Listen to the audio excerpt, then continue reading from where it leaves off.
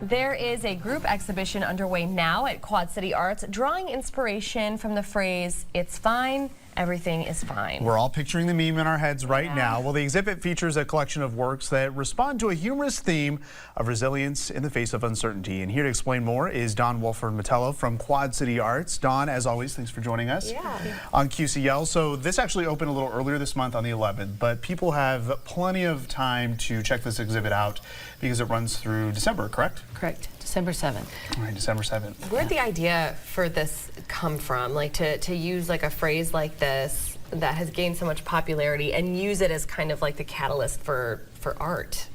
Well, we like to do theme shows about every other year. We try to come up with something that's really fun that makes artists think outside the box.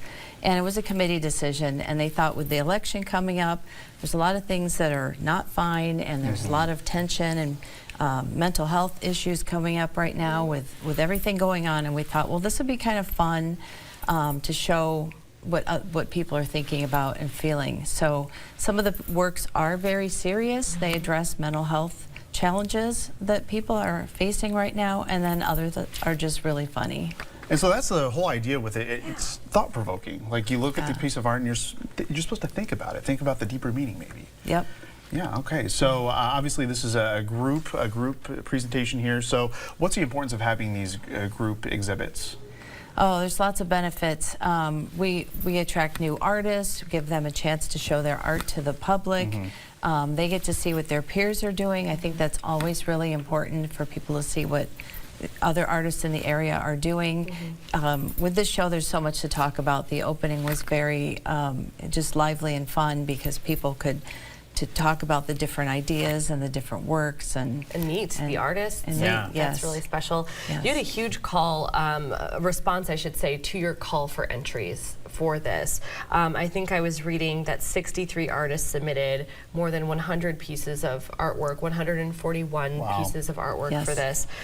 So, you know, whose job is it to ultimately select what is included? Because that just seems like it would be such a difficult, difficult job. It is difficult. What we do is we have a visual arts committee. They're advisors for different sections of Quad City Arts, and we have a visual committee.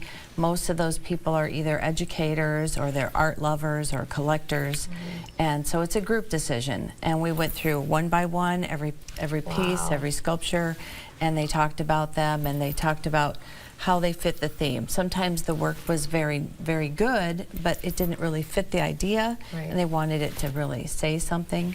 So it was a committee decision. Yeah, so talk about some of the artwork that's being highlighted, because it's not just one certain type of artwork from one certain type of artist. You kind of have a diversity of different artists who've participated in this exhibit.